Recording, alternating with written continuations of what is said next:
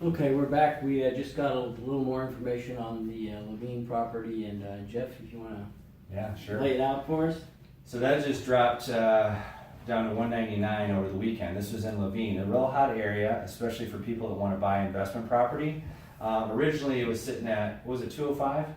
Jim, it's 200. 200, okay. 190. Yeah, actually, we're down to 199 on this property. 199. Actually, yeah, it went from 2049 to 199. Okay. So it sat on the market.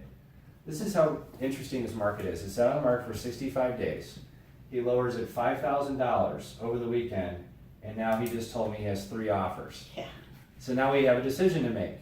Does Jim want to go in? And we could probably get the property if we go in aggressively, because he basically shared the terms of what he needs with us. Mm-hmm. So it's pretty much in our camp, and we need to be able to submit something fairly soon.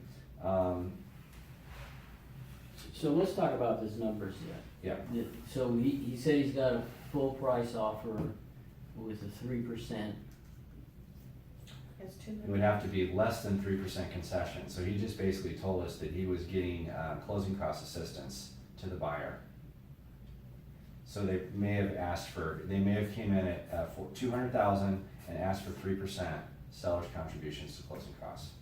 Okay, can you explain that concept? Absolutely, yeah. So the way that works is, so when you close a house, you've got closing costs, you have loan points, you have loan origination costs, you have all the costs to do the loan. So, and that's essentially how the loan officer gets paid, Sure. and the lending company.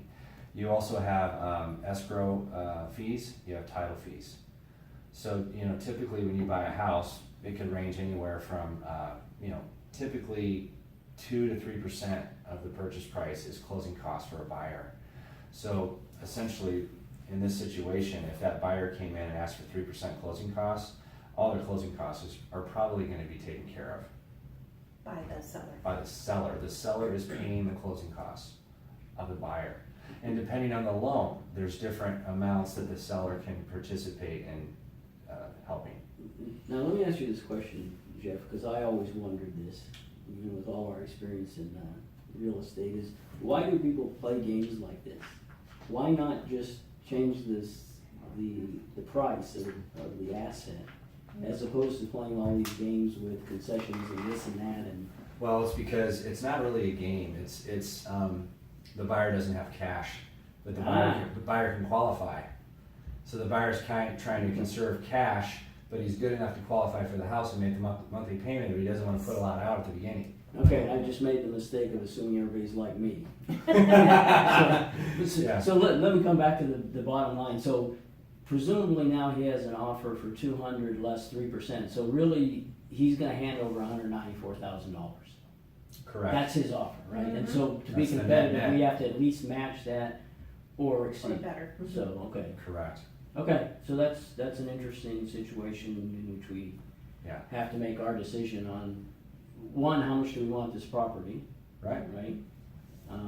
And we can obviously match it and claim we're a much stronger buyer, which I think we probably are, especially given your explanation there.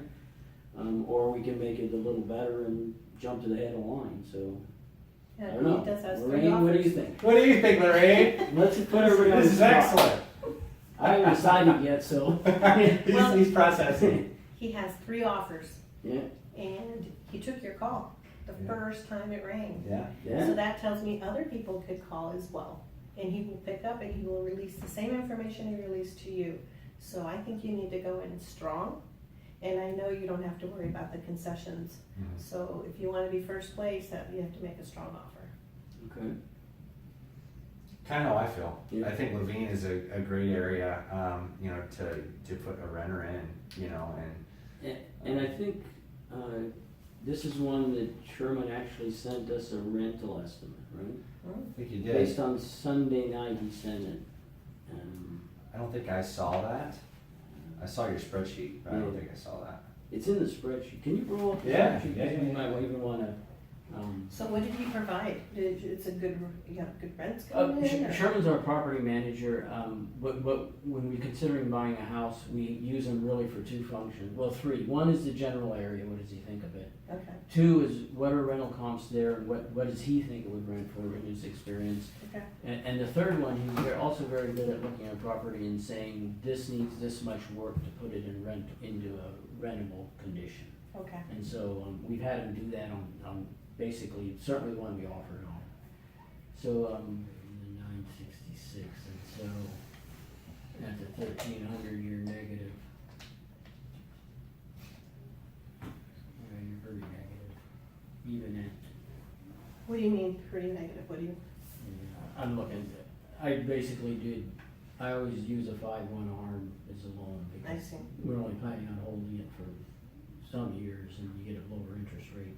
I changed the interest rate to reflect the investor, not the owner occupied rate. It's like typically a quarter or 0.5% higher. And then I did the 20% down, which of course avoids PMI, but also 10% down, maximizing your leverage, but then you have PMI of some nature. And of course, there's the property management fee, which is purely based on the rent collected. But you can see if you do the 10% down, and this is the one with the HOA and the tax added up to 300 that we had talked about.